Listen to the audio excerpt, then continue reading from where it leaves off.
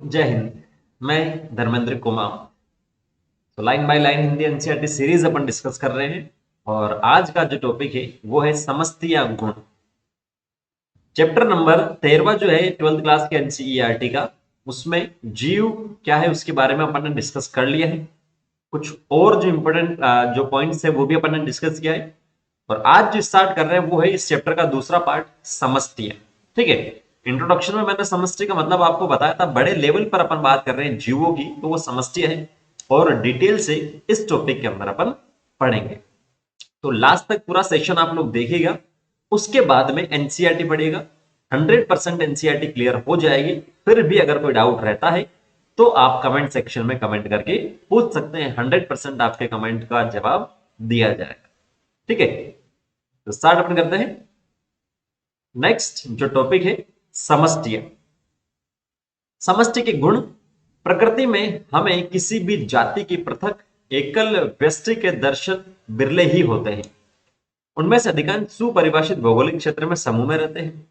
ये क्या कह रहा है यहां पर कि किसी भी जाति के पृथक या एकल व्यष्टि, मतलब कोई एक स्पेसिफिक जो जाति है, स्पीशीज है, अकेली, जैसे होमोसेपियंस की जो अपन बात कर रहे हैं उसमें जो सेपियंस है, या किसी भी मस्का डोमेस्टिका ले लो, मैंजिफेरा इंडिका ले लो, जो भी कोई जाति है, एकल जाति की अगर अपन बात करें, आम की कोई जाति है, तो वो अकेली नहीं मिलेगी।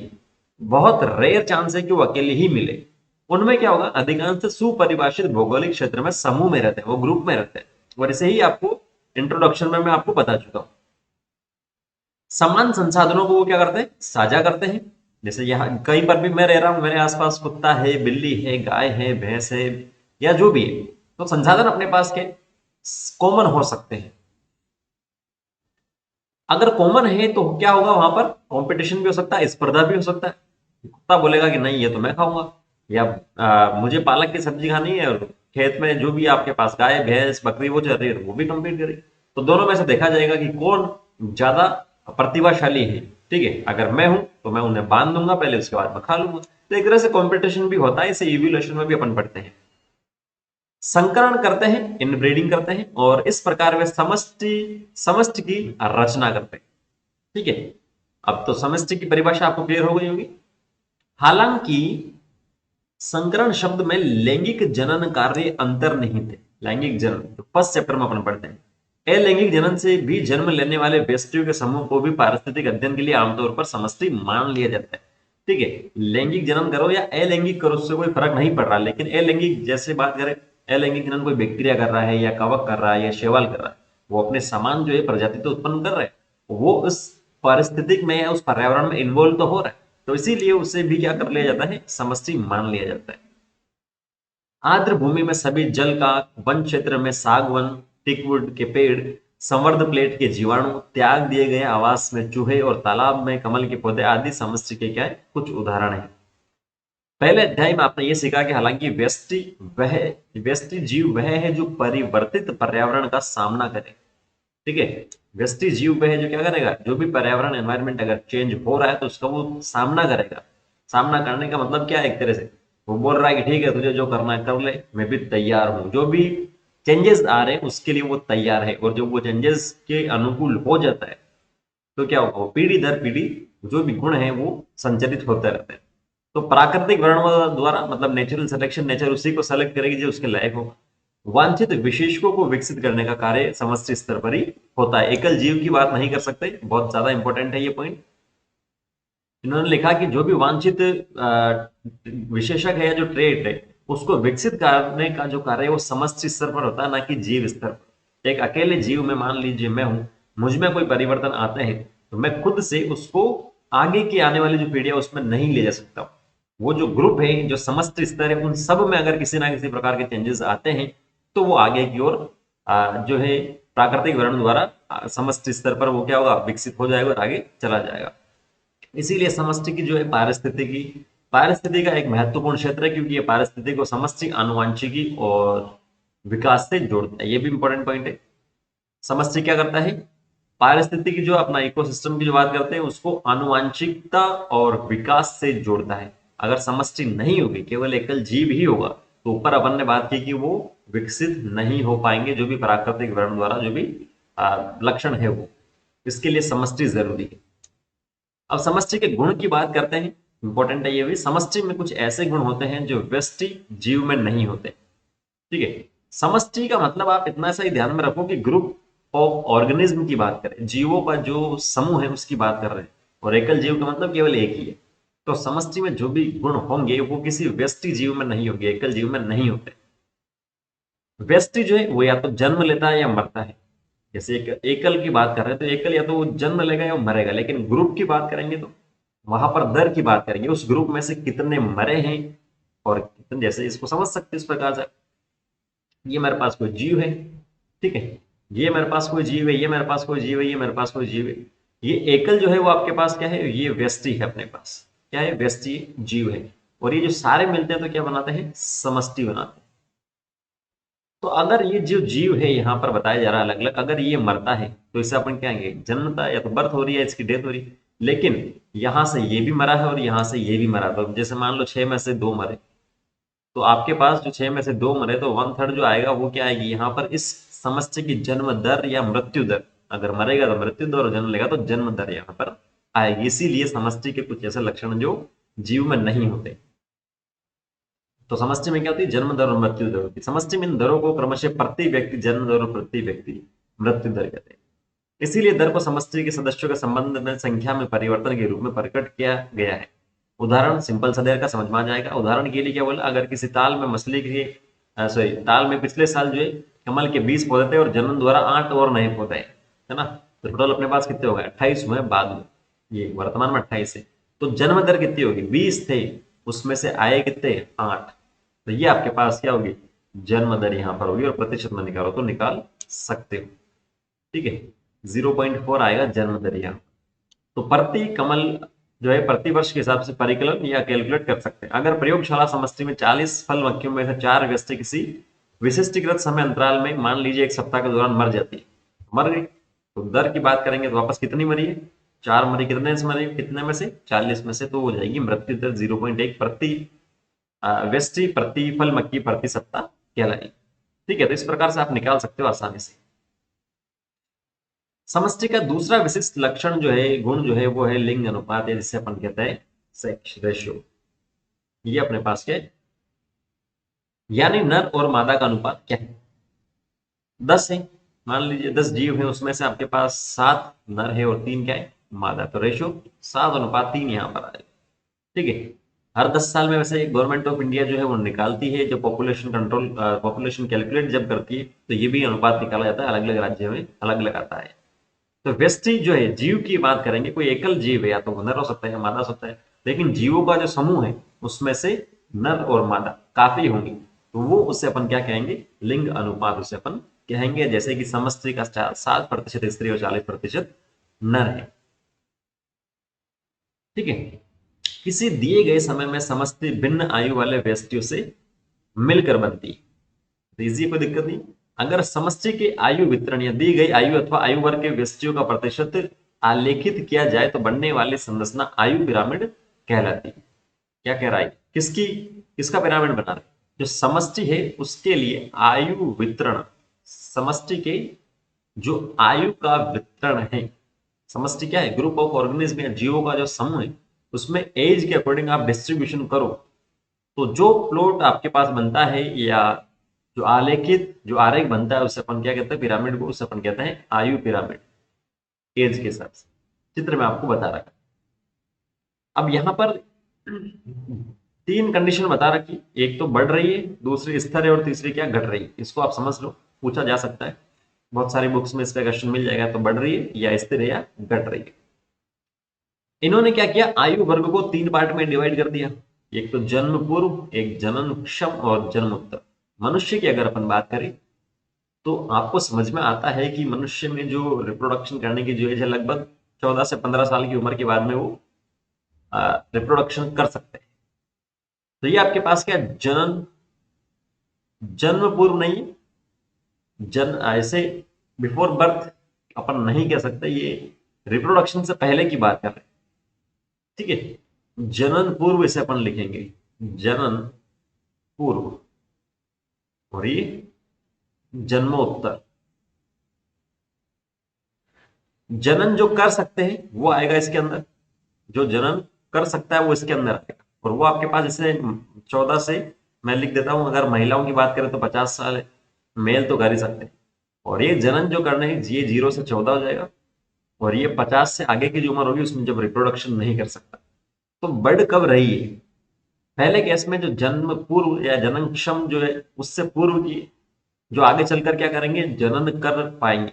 अभी मान लो ये अपने पास 100 है, जन्म पूर्व, ये एक तो कंफ्यूज कर रहे हैं बार बार, ये अपने पास 100 है, ये अपने पास 50 है, और ये अपने पास 50 है। तो अब किसी समस्या की बात करें, पॉपुलेशन की बात करें, तो बढ़ेगी कब? जब ये ज्यादा होंगे, क्योंकि ये अगर 0 से 14 साल की उम्र वाले हैं ये सारे के सारे, ठीक है। अब जब ये कुछ 14 साल की उम्र क्रॉस करेंगे तो ये अपने पास कितने हो जाएंगे, 100 हो जाएंगे। जो पहले 50 थे अब वो कितने हो गए, 100 हो गए, मतलब पॉपुलेशन यहाँ पर बढ़ेगी। ये मत देखो कि ऊपर पिरामिड छोटा है, ये देखो कि ये ग्राफ की बात कर रहे हैं, यहाँ पर पिरामिड में जो सबसे नीचे है वो आगे चलकर रिप्रोडक्शन करेगा, वो बड़ा है। अब स्थिर की बात करें तो ये वाला और ये वाला देखो अब सेम है इसमें और इसमें, तो सेम है, मतलब पहले भी अपने पास 50 थे अब भी 50 है। तो पॉपुलेशन जो है या समष्टि की बात करें वो कांस्टेंट है। और घटने की बात करें, ये अपने पास जब ज्यादा है, जननक्षम, और ये अपने पास क्या है, कम है, मतलब ये अपने पास 100 है और ये अपने पास 50 है, तो पहले 100 रिप्रोडक्शन कर रहे थे अब 50 ही करेंगे, तो जो पॉपुलेशन है जो समष्टि है उसका जो साइज है, उसके जो नंबर है वो क्या होंगे, कम हो। मानव समष्टि के लिए आयु पिरामिड आमतौर पर नर और स्त्रियों का आयु वितरण संयुक्त आरेख दर्शाता है। पिरामिड का आकार समष्टि की थीम है, क्या ये बढ़ रहा है, स्थिर है या घट रहा है, बता दिए। समष्टि का साइज आवास में उसकी स्थिति के आधार में बहुत कुछ बताता है। उसकी जो साइज है, अगर मान लीजिए साइज बहुत ज्यादा है, उसका रोल हो सकता है कि ज्यादा हो उसमें, साइज कम है तो उसका रोल कम हो, जो भी उसका आवास है उसमें। समष्टि हम कैसे भी पारिस्थितिक प्रक्रम अन्वेषण या इन्वेस्टिगेशन करना चाहें, भले ही ये दूसरी जातियों से प्रतिस्पर्धा का परिणाम हो, परभक्षी का प्रभाव हो या पीड़क नाशी अनुप्रयुक्त करने का प्रभाव हो, हम उनका मूल्यांकन हमेशा ही समष्टि के साइज में कोई परिवर्तन के संदर्भ में करते हैं। जब भी अपन इन्वेस्टिगेशन करेंगे किसी भी समस्या का, तो अगर किसी से कंपटीशन हो रहा है, ठीक है, तो भी क्या होगा, साइज में कोई ना कोई परिवर्तन होगा। कुत्ते या बिल्ली लड़ रहे हैं तो एक को खत्म होना पड़ेगा उस एरिया से। परभक्षी का प्रभाव हो, मतलब छोटे को बड़ा खा रहा है या किसी और को खा रहा है, ठीक है, परभक्षी वो हो गया। पीड़कनाशी, अगर आप पीड़कनाशी को अपन खेतों वगैरह में जो स्प्रे वगैरह करते हैं उस पर लेते हैं, तब भी क्या होगा, वो जो पीड़क है या जो जो भी इंसेक्ट वगैरह वो खत्म हो जाएंगे। तो क्या होगा, साइज में परिवर्तन होगा ही होगा। तो ये जो है, अगर किसी भी पॉइंट से आप देखेंगे तो साइज में कोई ना कोई परिवर्तन होगा ही होगा। प्रकृति में समष्टि के साइज की इतनी कम संख्या में भी 10 से कम भरतपुर आर्द्र भूमि क्षेत्रों में साइबेरिया सारस या किसी साल लाखों में हो जाती है, ठीक है।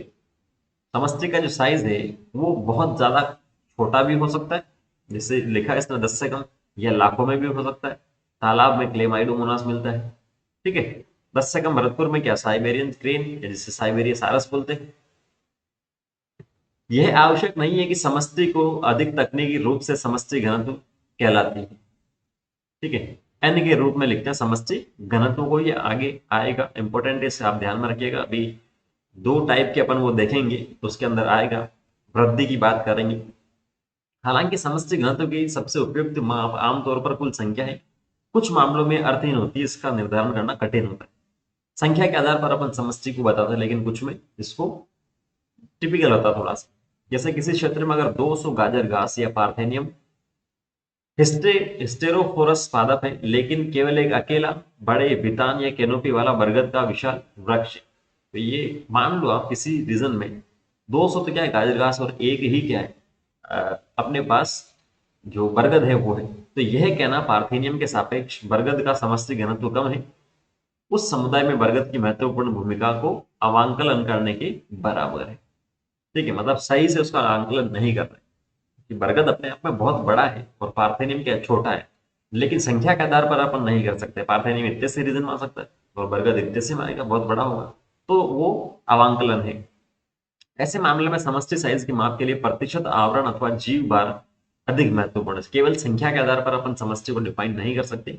कुछ कुछ जगह ऐसी भी है जहां पर जीव भार या बायोमास को भी महत्व दिया जाता है, ये ध्यान में आपको रखना है। अगर समष्टि बहुत बड़ी है और गणना असंभव है, जैसे बहुत सारे बैक्टीरिया ले लो जो दिखते ही नहीं है, लाखों की संख्या में गिन ही नहीं सकते अपन, या बहुत समय लेने वाली तो कुल संख्या को अपनाने का आधार भी सरल नहीं है, तो उस केस में अपन गिनेंगे गिनेंगे भी नहीं, वो भी सरल नहीं। ठीक है। अगर आपके पास प्रयोगशाला में बैटरी डिश है तो जीवाणु को समुद्र करके देखे तो वो इंपॉर्टेंट नहीं। कभी कभी पारिस्थितिक अन्वेषणों के लिए निरपेक्ष समष्टि घनत्व जानने की आवश्यकता नहीं है, आपेक्षिक घनत्व से भी उद्देश्य की पूर्ति भली भांति हो जाती है। निरपेक्ष का मतलब ऐसा नहीं कि एक एक गिना गिना गिना मछली में, तालाब में कोई मछली है तो जितनी भी मछली है एक को गिना, दूसरी गिना, तीसरी गिना, पता चला चौथी ही सामने आ गई लेकिन अपन उसे पहचान ही नहीं रहे हुए, तो वो निरपेक्ष है। सापेक्ष की अगर अपन बात करेंगे, आज सॉरी अपेक्ष की अपन बात करेंगे कि स्पेसिफिक क्षेत्र में मैंने देख लिया कि कोई 1000 स्क्वायर मीटर का, तो मैंने 5 स्क्वायर मीटर में देख लिया कि इसमें इतने जीव हैं, तो 100 में कितने हो सकते हैं। ठीक है। जैसे उदाहरण लिखा है इसने कि उदाहरण के लिए प्रति पास या ट्रे पकड़ी गई मछलियों की जो संख्या है झील में कुल समष्टि घनत्व की काफी ठीक माप, एक बार में अपन ने पकड़ा है तो एक बार में कितनी मछली आई उसके हिसाब से अपन देख सकते हैं कि किसी झील में कितनी मछली है। हम बहुधा समष्टि के साइज के बिना वास्तव में गिने अथवा बिना देखे अप्रत्यक्ष रूप से आकलन करते हैं। हमारे राष्ट्रीय उद्यानों और बाघ आरक्षित या रिजर्वेंस में बाघ गणना इंपॉर्टेंट है, बहुत ज्यादा इंपॉर्टेंट है, पूछा गया है। बाघ की गणना अपन पग चिन्हों अथवा मल गुटिकाओं के आधार पर करते हैं। बाघ जो एक जगह से दूसरी जगह गया तो अपन ने देखा कि अच्छा ये तो बड़े बाघ का पैर का निशान है, ये छोटे का है, या किसी और इलाके में मिला तो उस हिसाब से अपन क्या कर सकते हैं, बाघ की कैलकुलेशन करेंगे या उनके जो मल मूत्र है उससे करेंगे। ऐसा तो है नहीं कि बाघ के सामने जाके अच्छा तू नंबर 1 है, फिर दूसरे को ढूंढना, पता ही नहीं चलेगा वो दूसरा या तीसरा या पहला ही है। ठीक है। शक्ल तो उनकी सेम जैसी लगती है, हाँ छोटा बड़ा हुआ था पता चल जाएगा। ये तो क्या है, समष्टि के गुण है, ये इंपॉर्टेंट, इस स्टार मार्क कर लीजिएगा, वापस से बता। अब बात करते हैं समष्टि की वृद्धि, किस प्रकार से वृद्धि होती है। क्योंकि समष्टि का जो साइज है वो फिक्स तो है नहीं, फिक्स थोड़ी है, कभी कम हो सकता है कभी ज्यादा हो सकता है। तो वृद्धि कैसे हो रही है या जो घटती है वो कैसे, वो अपन देखते हैं। किसी जाति के लिए समष्टि की साइज स्थितिक प्राचल नहीं है, ये समय समय पर बदलता रहता है जो विभिन्न कारकों पर, जैसे आहार की उपलब्धता, अगर भोजन ज्यादा है तो हो सकता है कि बड़े हो। पर भक्षण दाब, अगर पर भक्षी ज्यादा खा रहा तो कम हो जाएगा। मौसमी परिस्थितियां, कहीं बाढ़ आ रही है कहीं सूखा पड़ रहा है तो भी ज्यादा हो सकती है कम हो सकती है। वास्तव में ये परिवर्तन हमें समष्टि में क्या घटित हो रहा है इसका कुछ बोध कराता है, क्या समष्टि घनत्व बढ़ रहा है या घट रहा है। अंतिम कारण कुछ भी रहे हो परंतु दी गई अवधि के दौरान दिए गए आवास में समष्टि का घनत्व जो है चाल 4 मूलभूत प्रक्रमों में घटता बढ़ता है। उसमें से एक तो जन्म दर हो गया, ज्यादा बच्चे पैदा होंगे तो समष्टि का साइज बढ़ेगा। एक मृत्यु दर, ठीक है, जन्म दर और मृत्यु दर, ज्यादा बच्चे पैदा होंगे तो बढ़ेगा, कम होंगे तो घटेगा। सेम वैसे ही मृत्यु ज्यादा हो रही तो घटेगी और नहीं हो रही तो बढ़ेगी। दो और जो कारक है वो है, एक तो है आप्रवासन, जन्म दर हो गया, मृत्यु दर हो गया, एक है आप्रवासन और दूसरा उत्प्रवासन, किसी जगह पे आना और किसी जगह से जाना, वो है आप्रवासन और उत्प्रवासन। ठीक है। इसको भी अभी समझ लेंगे आसानी से, आसानी है, कोई दिक्कत नहीं। पहले बर्थ रेट या जन्म दर की बात करते हैं। जन्म दर से मतलब क्या, समष्टि में जन्मी उस संख्या से जो दी गई अवधि के दौरान आरंभिक घनत्व में जुड़ती। पहले 50 थी, 50 और बर्थ हो गए तो 100 हो गए। दूसरा मृत्यु दर में क्या होगा, मृत्यु दर में समष्टि में होने वाली मौतों की संख्या है। ये जो तीसरा लिखा है वो आप्रवास, इमाइग्रेशन इंग्लिश में बोलते हैं, इमाइग्रेशन। और उत्प्रवासन को बोलते हैं ई माइग्रेशन। ठीक है। ये किसी जगह से आना और ये किसी जगह से जाना। तो आप्रवासन में उसी जाति के व्यक्तियों की वह संख्या है जो दी गए समय अवधि के दौरान आवास में कहीं और से आए हो। इंपोर्टेंट क्या लिखा है, जाति जो है वो क्या होनी चाहिए, सेम होनी चाहिए। जैसे मान लीजिए अभी मैं जहां पर रह रहा हूँ वहां पर 3 लाख लोग रहते हैं। कितने, 3 लाख टोटल मेरे शहर में। अब क्या हुआ कि यहाँ पर एक बहुत भयंकर जो प्रसिद्ध जो मेला है वो भरता है सर, वो भी 2 महीने के लिए। तो बाहर से क्या हुआ, 1 लाख और जो दर्शक है वो आ गए, अब कितने हो गए, 4 लाख हो गए। तो यहाँ पर समष्टि का साइज बड़ा है या घटा है, बड़ा है। ठीक है।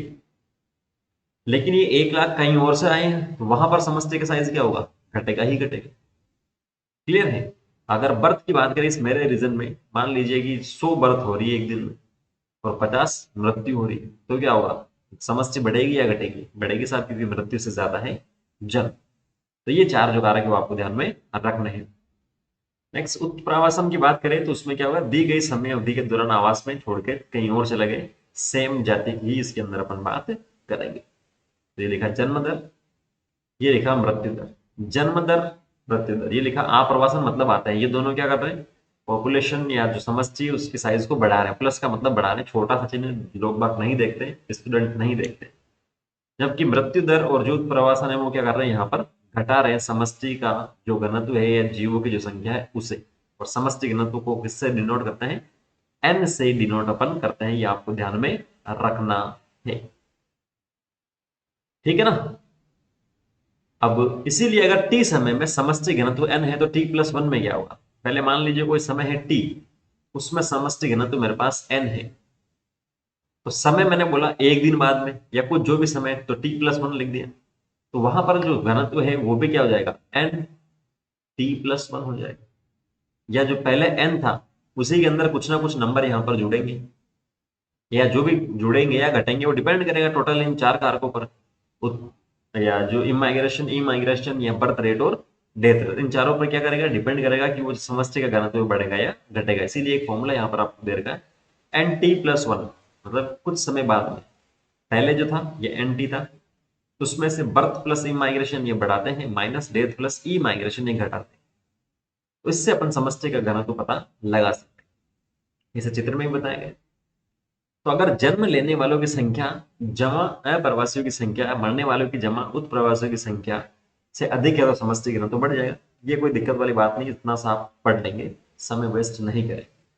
ठीक है, समझा दिया इसको। जैसे उदाहरण लिखा है इसने कि आवास की बस्ती अभी बनी है तो जन्म दरों की अपेक्षा आप्रवासन समष्टि को अधिक वृद्धि से महत्वपूर्ण। कोई बस्ती नई नई बसी है, मान लीजिए 50 लोग रहते हैं यहाँ पर, तो अभी जो समष्टि का जो साइज है वो जन्म दर से ज्यादा जो आप्रवासन है, मतलब जो लोग आते हैं उस पर निर्भर करेगा। 50 है अभी और कहीं से 150 और आए तो समष्टि का साइज बढ़ जाएगा यहाँ पर। ठीक है, क्लियर है। तो इतना सा अपन करेंगे आज के सेशन के लिए। नेक्स्ट जो आएगा समष्टि के जो वृद्धि मॉडल है वो नेक्स्ट सेशन में अपन करेंगे। इतनी अच्छी एनसीईआरटी आप लोग पढ़िए। कोई डाउट हो तो आप कमेंट सेक्शन में कमेंट करके मुझसे पूछ सकते हैं। मिलते हैं नेक्स्ट सेशन में। Thank you, all the very best, जय हिंद।